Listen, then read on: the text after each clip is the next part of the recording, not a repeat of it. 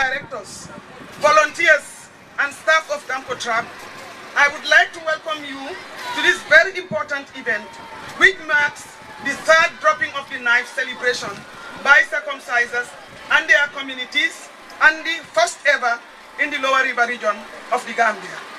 Gamco-Trap is a women's rights NGO that promotes women's social, political, economic, and cultural rights with specific focus on sexual and reproductive health and rights. The organization creates awareness on traditional practices and aims at the preservation of beneficial practices as well as the elimination of all forms of harmful traditional practices that are inimical to the health and well-being of women and children, particularly the girl child. This event we are celebrating here today is historic and adds up to the change taking place in the promotion of the health and rights of Gambian women and children. We are proud of the women and men of the Lower River region. We cherish the leadership from the governor to the chiefs and Alkalolu, but we hold high esteem the great commitment of the women leaders, the mothers and circumcisers who made this happen.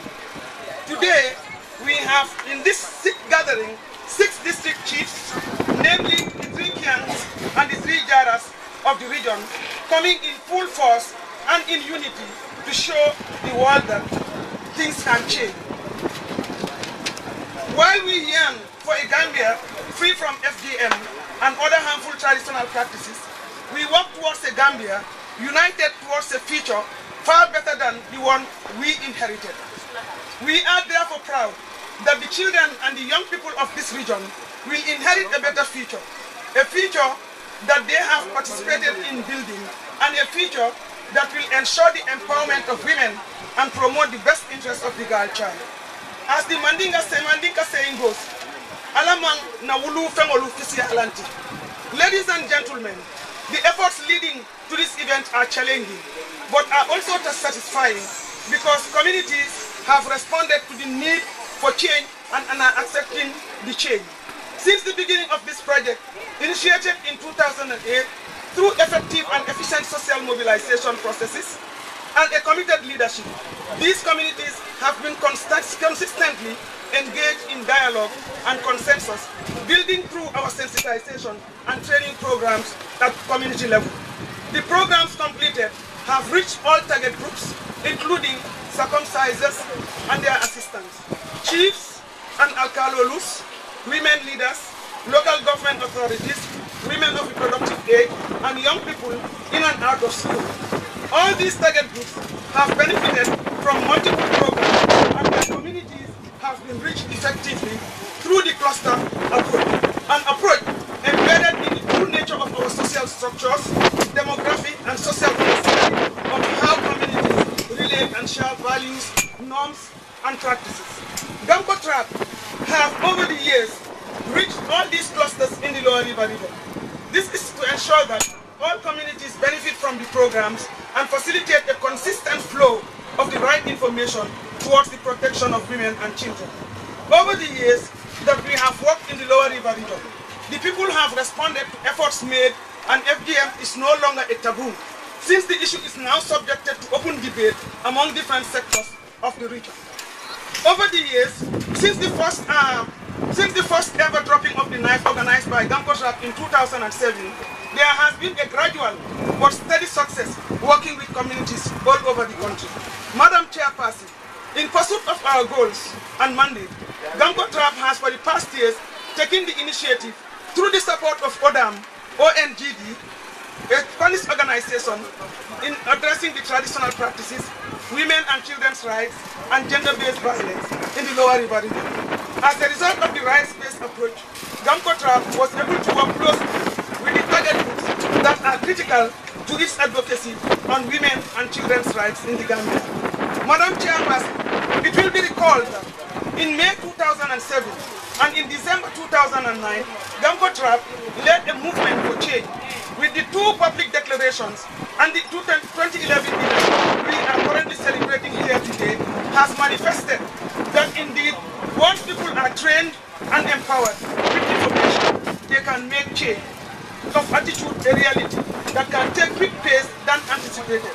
Today, Gamkotra can proudly associate itself with 98 ex-circumcisers and 528 communities throughout the Gambia who have gone through the process of empowerment and change to protect girls from FGM. These achievements are possible by working within and closely with the indigenous people and communities to create a better understanding of the social practices and norms that affect them.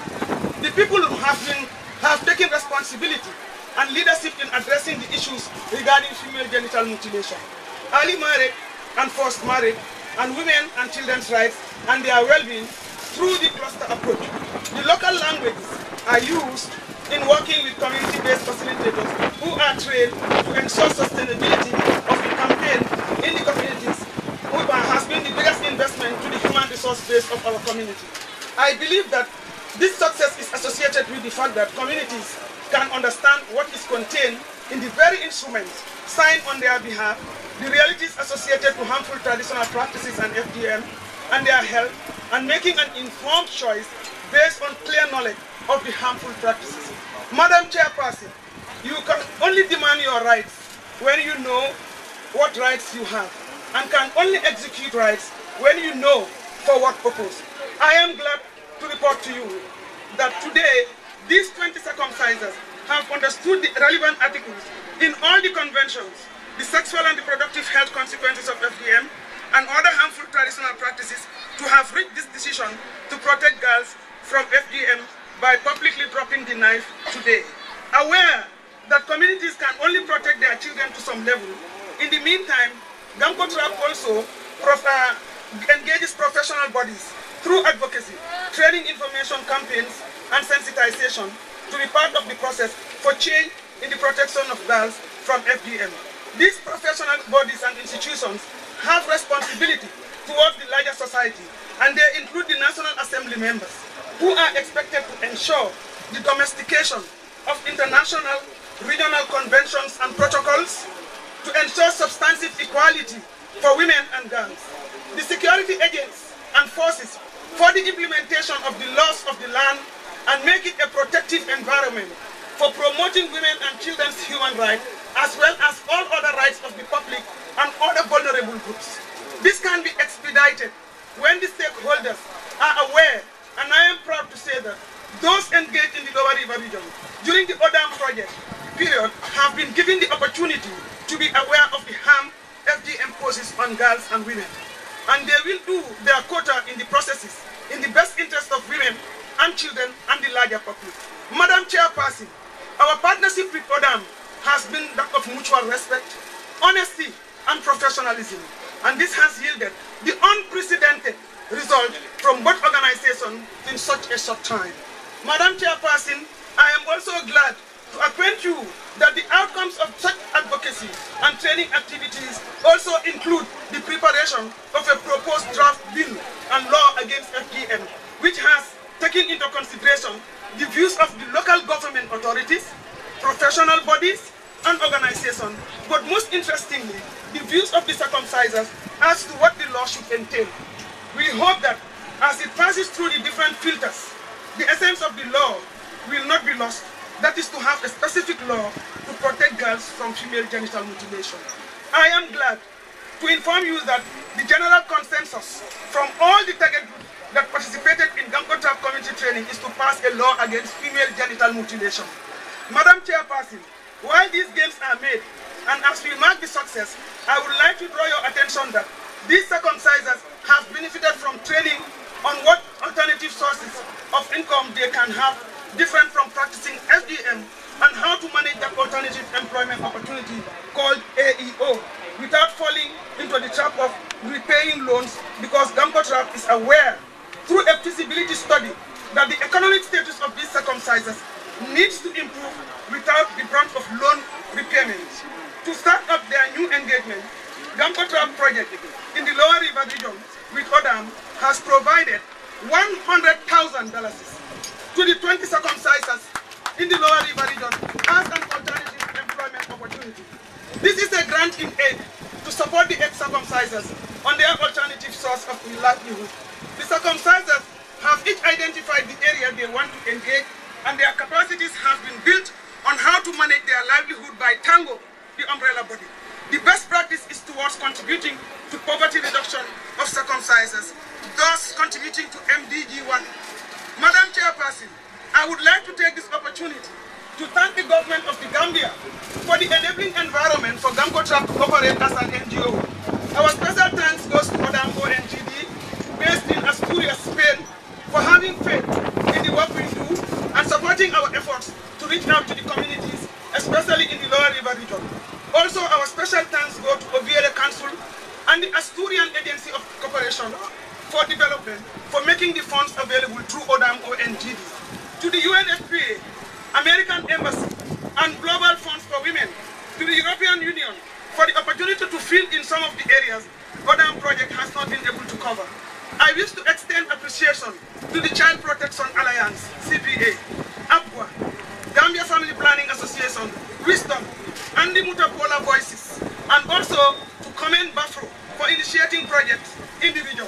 Thank you to the governor, chiefs, alkalolu, religious leaders, women and men, and youths of the region who are the future leaders of tomorrow for accepting to work with us, with you in your region, and share our experiences and knowledge for the best interest of our children. Gamcotra will continue to scale up the advocacy in other regions to be able to declare the Gambia FGM free by 2015. It is possible if the resources are available. I once again take this opportunity to thank all who have over the years contributed to the success of this program. I thank you for taking time, some of your time of your schedule, to make this celebration a success. Thank you, thank you.